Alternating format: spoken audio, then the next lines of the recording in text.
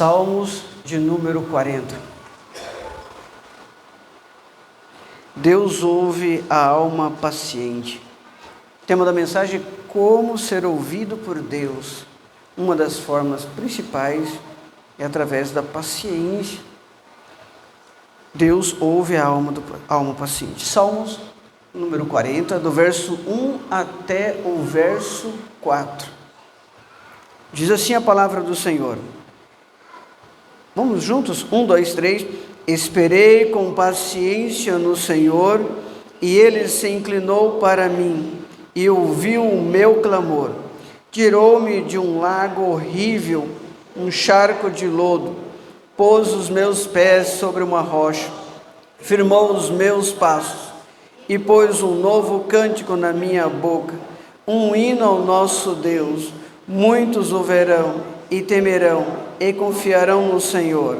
Bem-aventurado o homem que põe no Senhor a sua confiança, e não respeita os soberbos, nem os que se desviam para a mentira. Até aí tá bom. Dizendo que bem-aventurado aqueles que põem sua confiança no Senhor. Esse que põe sua confiança no Senhor tem mais paciência para esperar no Senhor, confia nele. Vamos orar ao Senhor? Pai, em nome de Jesus, Filho, aqui estamos, Senhor, para ministrar a Tua palavra, Senhor. Pai, tira de mim, meu Pai, toda exaltação, meu Pai, que porventura, Senhor, eu queira me gloriar no meu ego. Então eu te peço, em nome de Jesus, que só o Senhor apareça, que só o Senhor seja glorificado. Pai, em nome de Jesus, que a Tua palavra venha transformar vidas, meu Pai, nesta tarde.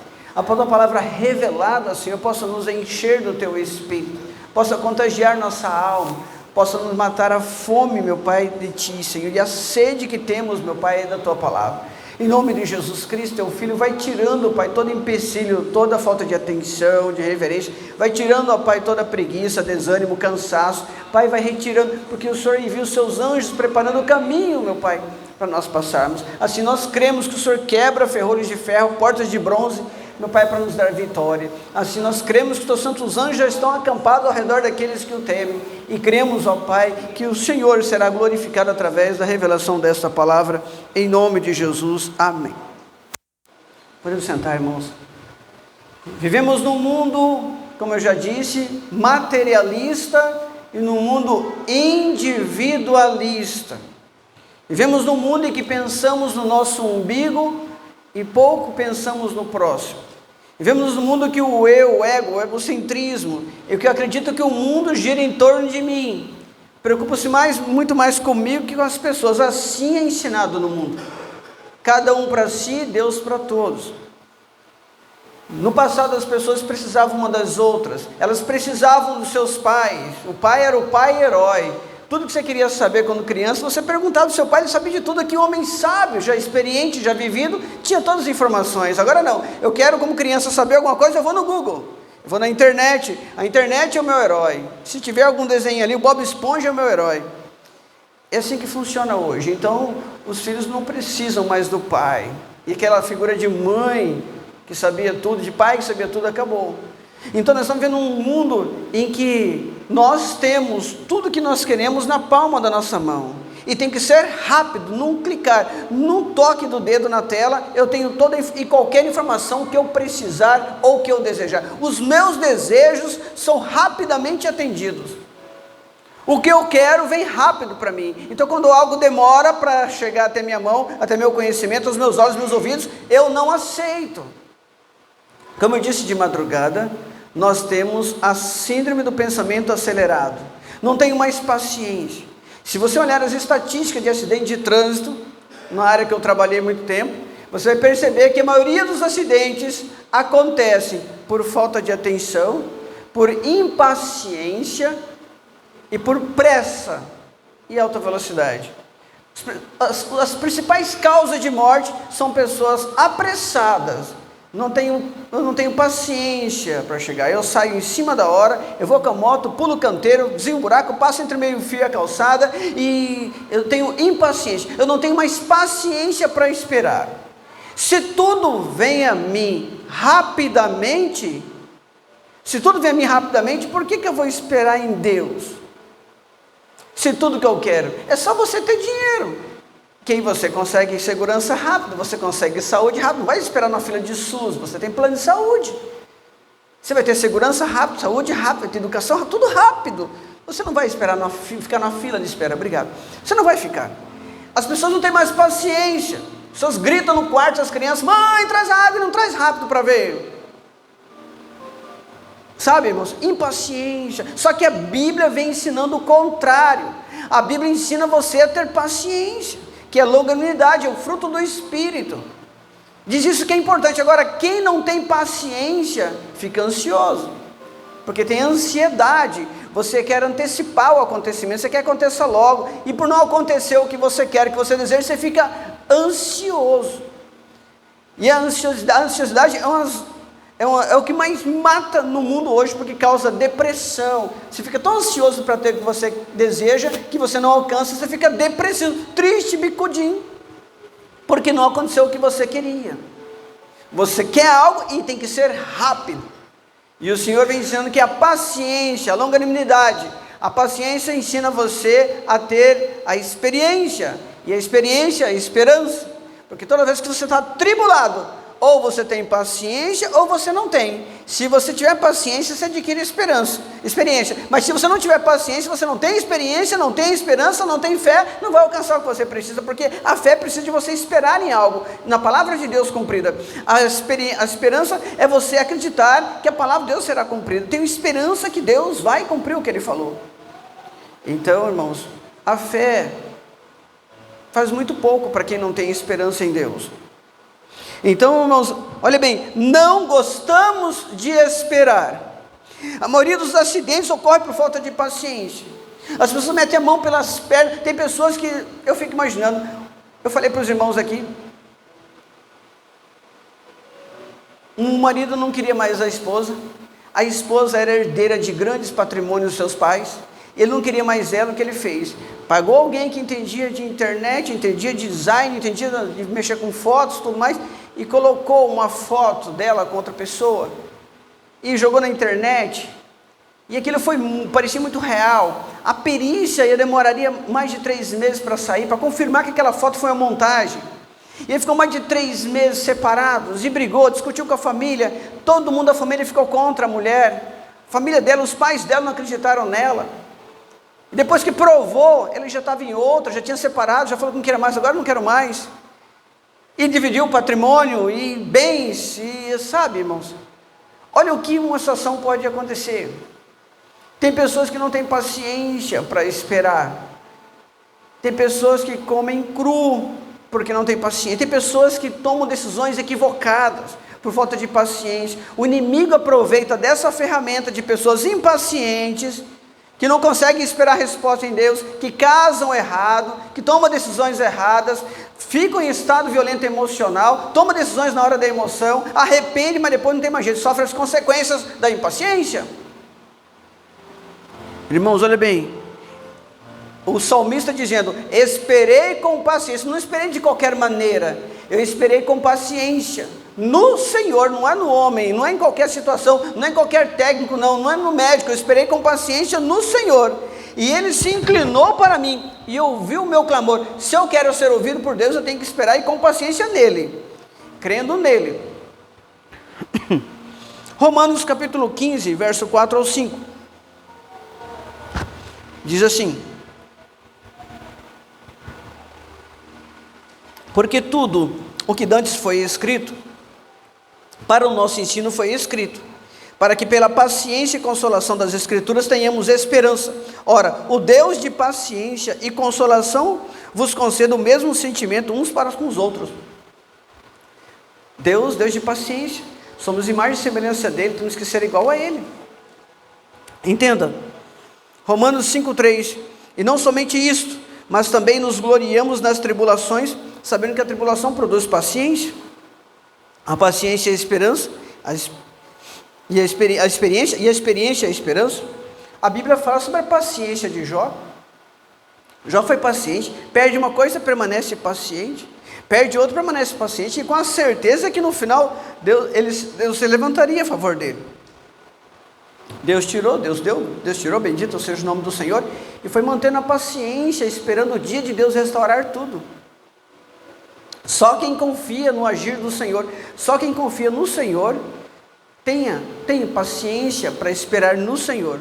Ou você tem fé para crer que Ele está no controle e por fim se levantará a seu favor, ou você não crê e fica impaciente. Vai gerar doenças psicossomáticas, depressão, ansiedade. Olha bem, irmãos, ou você tem fé para esperar no Senhor, ou você não tem fé. É por isso que Ele permite a prova na sua vida, para provar a sua fé, a sua obediência, através da paciência. Olha bem, o que leva uma pessoa a ser impaciente? Eu peguei uma pesquisa feita, irmãos, a pesquisa feita pela Associação Médica Americana. A paciência é um dos fatores que causa, olha bem, diz assim a Associação Médica Americana, a impaciência é um dos principais fatores na causa do problema de jovens e adultos. Ocorre o estresse do dia a dia, e a correria das tarefas da rotina transformam muitas pessoas em impacientes, estreitando vasos sanguíneos e aumentando a pressão arterial, pressão alta. E as pessoas se entopem de remédio para controlar a pressão e não sabem que se você tirar a impaciência, você já melhora muita coisa. O que nós esperamos? Nós esperamos no que Deus prometeu. Em quem nós esperamos? Em Deus. Para quando nós esperamos? Para o tempo dele. E como nós esperamos? Com paciência, crendo. Como nós devemos esperar? Com paciência. Elias, esperando Deus, em Deus, vai para o ribeiro de Querite, fica lá no ribeiro de Querite, já ordenei aos corvos para te sustentarem. Quando ele falou aquilo, ele tinha que ter paciência para esperar no Senhor, porque ele ficou todo o tempo se alimentando daquilo e bebendo daquela água. Tinha que ter paciência para confiar que Deus estava no controle, e passou todo o período de seca, 3 anos e 6 meses, irmãos. Tem que ter muita paciência. Mas Deus honrou contra os profetas de Baal.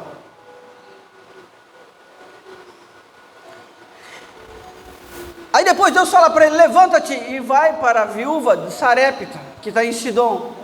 Ele tinha que ter paciência para esperar uma mulher que não tinha dinheiro nenhum para sustentá-lo, não tinha condições nenhuma de sustentá-lo, teve que esperar. Irmãos, Deus prometeu um filho para Abraão e Sarai, na época Sarai, prometeu um filho. Ele teve paciência para esperar por 25 anos, apesar que cometeu falhas, não esperou absolutamente 100%. Ele teve um filho com Agar, mas teve que esperar por 25 anos. Deus prometeu a Noé que haveria um dilúvio, mas demorou muito para acontecer.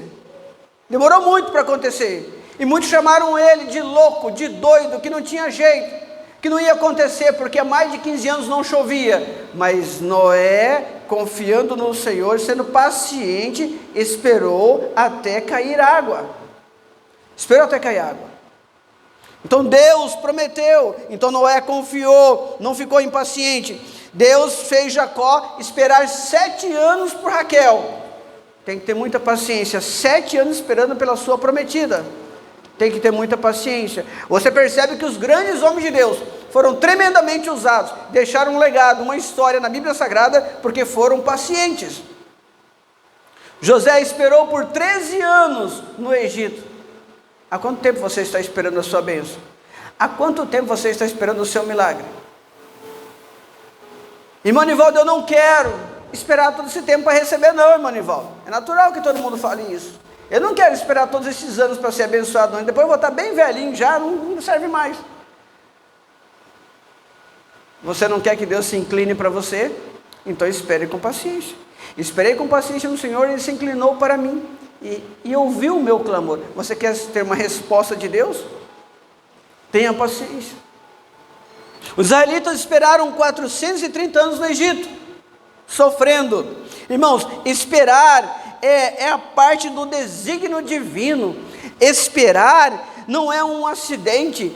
Esperar, na verdade, é um propósito.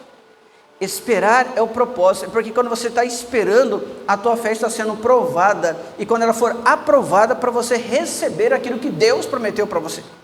Entenda isso, irmãos. Muitos personagens da Bíblia fracassaram na fé e na obediência quando esperavam, fracassaram. Esperar é uma forma de adversidade, é uma provação, é você provar se você tem fé e se você é perseverante na fé. Então a impaciência traz enfraquecimento da fé. Quem é impaciente fraqueja na fé, porque ele não está confiando que Deus está no controle, e que Deus está fazendo tudo, e que por fim Ele entrará com providência. Você não confia e você fica impaciente, mas se você confia no Senhor, você descansa. Então, Romanos 4, 19, 20 e 21 diz assim, irmãos: e não enfraquecendo na fé, nem atentou para o seu próprio corpo, mas já era de quase 100 anos, nem tampouco para o amortecimento do ventre de Sara. Ou seja, Abraão não enfraqueceu na fé, não olhou para o seu corpo amortecido de 100 anos, e nem para o ventre amortecido de Sara. Ele confiou. Ou você confia, ou você fica impaciente, acaba murmurando, igual o povo no deserto. Ficaram impacientes, murmuraram e reclamaram, ficaram andando em círculos, não chegaram até a terra prometida. Então, mas a Bíblia diz, versículo 20: e não duvidou da promessa de Deus por incredulidade, mas foi fortificado na fé, dando glória a Deus. Ou seja, não permitiu que a incredulidade tomasse conta, teve paciência e creu. Romanos 4, 21, estando certíssimo de que o que tinha prometido era poderoso para o fazer. Não olhou somente para a prova, não olhou para a prova, amortecido o corpo, ventre de Sara amortecido, não olhou também para a promessa, o filho que ia chegar, mas olhou para aquele que prometeu, estava de olho naquele que prometeu. Olha o que ele diz: estando certíssimo de que o que tinha prometido era poderoso para fazer. Tinha certeza que o Deus que prometeu fazia, faz e sempre fará. Então, irmãos, não seja impaciente, seja paciente, esperando no Senhor o que Ele tem reservado para você. O salmista disse: esperei com paciência no Senhor, Ele se inclinou para mim e ouviu o meu clamor. Temos que dar condições para Deus falar. Durante o momento que você estiver esperando com paciência, dê condições para Deus falar. Toma Deus naquilo que Ele falou, e viva aquilo que Ele falou. Para você conseguir alcançar a paciência, você precisa dar condições para Deus falar. Quando você vem numa campanha como essa, vem num culto, você lê a Bíblia, você ouve um hino, você dá condições para Deus falar. Você vai orar, você dá condições para Deus falar. Toma Deus na sua palavra. O que Deus fala a respeito do meu problema? E você viva isso, viva da promessa do Senhor, e crendo sem duvidar para que ela se cumpra. Noé não se importava quantas pessoas diria para ele que não iria chover. Não importa os fenômenos meteorológicos, notícia do jornal, noticiários, fenômenos meteorológicos, não vai chover, não tem previsão de chuva. Não importa o que as pessoas digam, não importa as circunstâncias que você estava vivendo, se Ele prometeu, Ele é fiel para cumprir. Entenda isso. Quando Deus falou com ele pela sua palavra, falou para ele: construa a arca. Quantas pessoas passaram perto de Noé, zombando dele, humilhando ele? Quantas pessoas passaram dizendo que ele estava louco, irmãos? Quantas pessoas acham que você é louco e deixar o seu almoço para vir aqui meio-dia? Uns a pé, andando no sol quente para chegar aqui, muitos olham para você: é louco mesmo, né?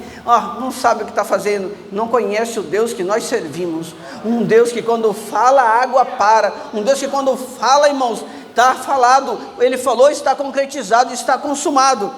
Então, irmãos, mas a fé não olha para a circunstância, a fé não olha para as circunstâncias, a fé olha para o que Deus diz, porque se Ele falou, vai acontecer.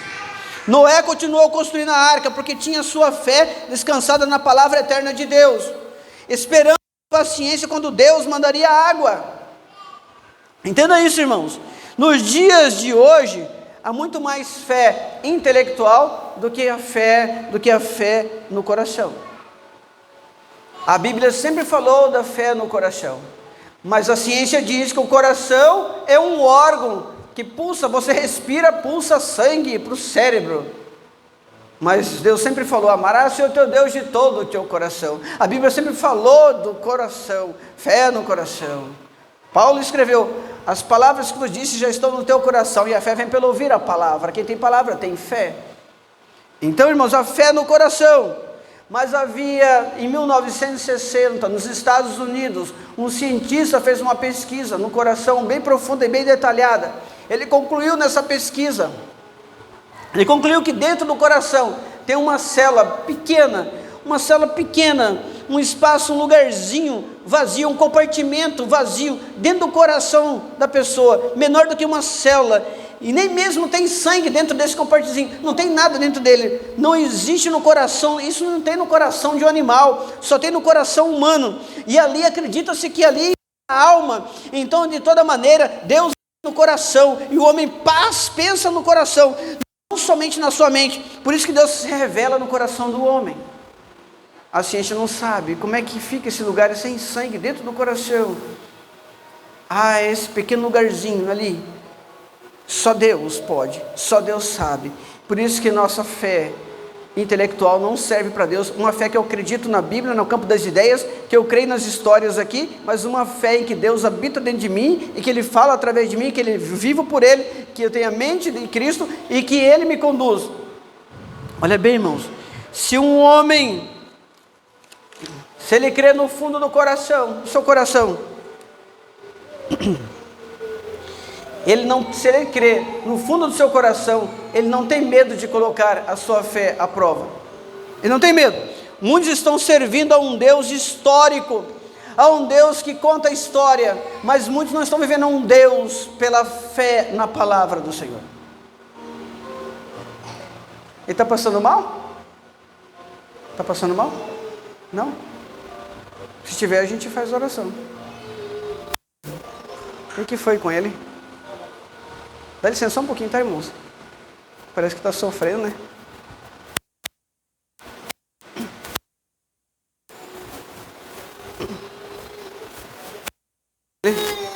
O que foi? Deixa eu falar. O que foi? Vem com o tio, vem.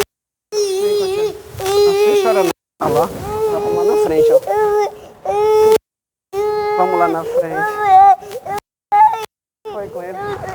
Tio, elas estão olhando você lá, ó. Olha lá. Tadinho. Vamos orar por ele, irmão? Para você. Olha lá. Chora não. Vamos orar por ele. Olha lá, a tia vai orar por você. Ela vai orar por você, ó. Ele também vai orar por você. Vamos orar. Vamos orar? Pai, em nome de Jesus Cristo, teu filho. Vamos orar? Vamos orar? Pai, em nome de Jesus Cristo, Pai. Aqui está essa criança, Senhor. Só o Senhor pode dar vitória. Amém? Amém? Amém. Amém. Obrigado, irmão. Aí se ele chorar, eu pego ele de novo. Vai ficar bom agora. Muitos estão servindo a um Deus histórico e não a uma fé que toma Deus em sua palavra. Irmãos, nós olhamos a história de Davi e não conseguimos imaginar que isso pode acontecer conosco.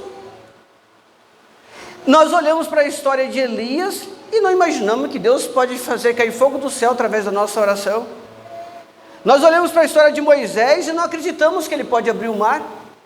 De que adiantaria um Deus histórico e não um Deus no coração?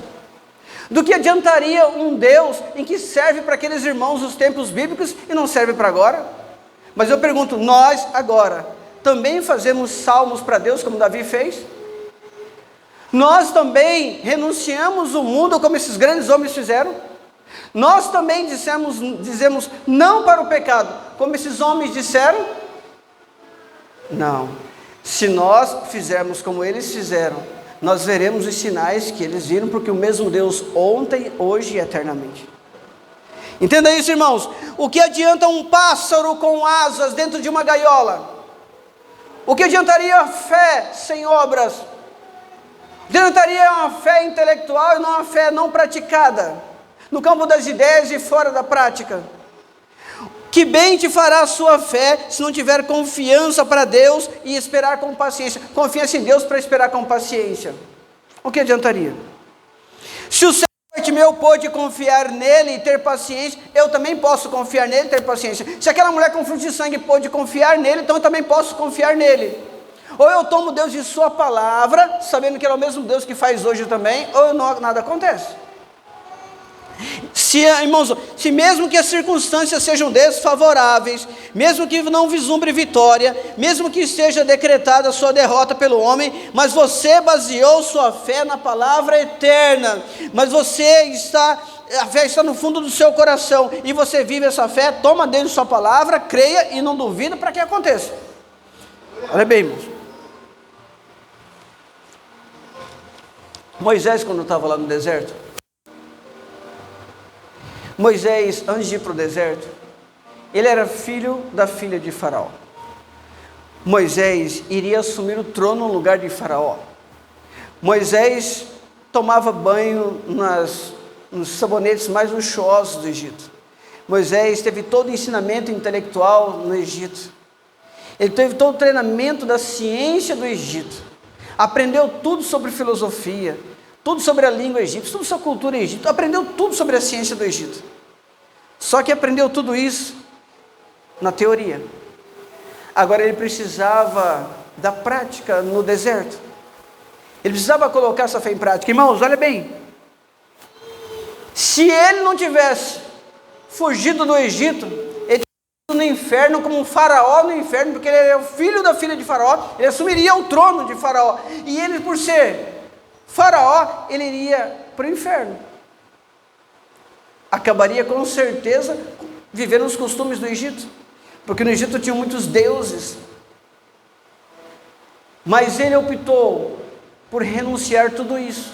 Ele optou por cumprir o propósito de Deus na vida dele. Defendeu o povo hebreu, matou o Egito, fugiu para o deserto. Agora ele vai para outra escola, o deserto, a prova, a dor. Agora não tem mais banquetes de comida à vontade, agora não tem mais banhos luxuosos, não tem mais ninguém para ficar banando ele, não tem mais ninguém, agora não, acabou o luxo, acabou o conforto. Agora ele vai aprender de verdade na escola do Senhor, que é o deserto. Mas a fé dele estava baseada no que Deus falou. A prova diz que Deus chama ele pelo anjo na sarça ardente, e ele atende o chamado. E quando ele vai, irmãos, ele sabia que Deus tinha prometido que ele tiraria o povo do Egito. Então Moisés tomou Deus na sua palavra, ele creu no seu coração, com a fé no coração, assim teve paciência para esperar todas as pragas, que eu não sei quantos meses ou anos durou cada praga. O que eu sei é que ele teve paciência para esperar até a última praga. O que adiantaria se ele tomasse Deus na palavra, se ele cresce em Deus, no seu coração, e se ele não tivesse paciência para esperar o tempo de cada coisa acontecer?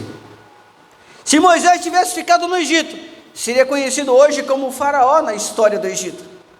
Mas Deus envia um anjo, e Deus manda dizer para você, que ele enviou o anjo dele aqui agora. Ele enviou o anjo dele aqui agora. Ele quer saber se você está tomando ele na sua palavra. Ele quer saber se você tem fé no seu coração, para crer e não duvidar. Então basta só você ter paciência, porque ele pode fazer daqui a 5 minutos, daqui a 10 minutos, daqui a 1 hora. O tempo é dele, a hora é dele. Ele usa quem ele quiser, do jeito que ele quiser, e ninguém pode impedir o operar do Senhor. Ninguém pode impedir. A Bíblia diz: ainda que houvesse dia, eu sou. Ninguém há que possa fazer escapar das minhas mãos. Operando eu, quem impedirá? Se ele resolve operar, ninguém pode impedir. E ele manda dizer para você, essa palavra não é para aquele tempo, essa palavra é para aquele tempo, mas é principalmente para hoje.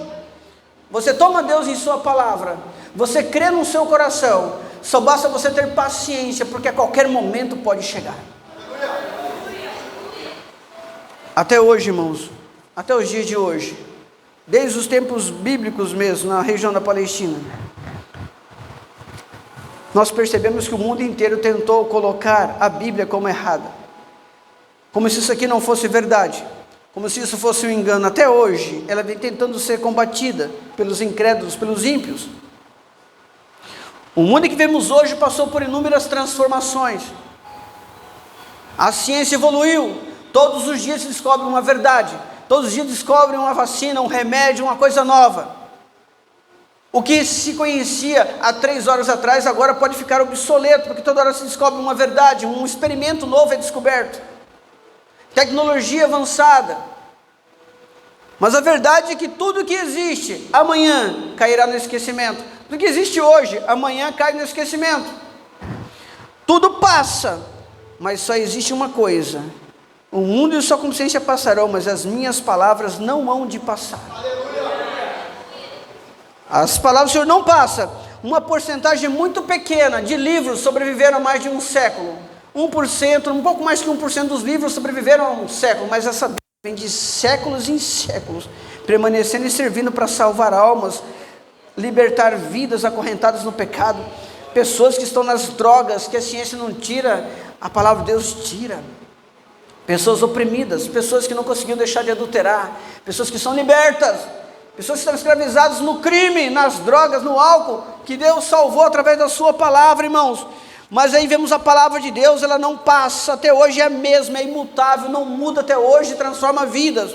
Se considerarmos ainda o meio pelo qual esta palavra tem sobrevivido, irmãos, que essa escritura tem sobrevivido a muita coisa. Os reis, imperadores, governadores, investiram forças, exército para exterminar a Bíblia, queimaram muitas Bíblias, destruíram muita palavra de Deus, escritura sagrada de diversas formas, destruíram, colocaram no fogo, porque eles não criam nela. Todos tentaram contra essa palavra, mas todos aqueles que tentaram, desapareceram, e ela ainda está aqui viva. Todos eles desapareceram da face da terra, mas a palavra continua. Irmãos, tem um homem chamado Imperador Dioclésio, lá no século IV, ele ordenou que todos os exemplares da Bíblia fossem destruídos, ordenou que todos fossem destruídos e fossem queimados. Ele havia matado tantos cristãos que ele matou cristão tirando braço, perna, rasgava cristão ao meio, colocou em postes para ser queimado como tochas humanas, ele destruiu tudo, ele conseguiu, mas não conseguiu destruir a fé dos cristãos. Irmãos, o inimigo pode tentar tirar uma coisa sua e tentar tirar outra, o que ele não pode é roubar a sua fé, isso ele não pode.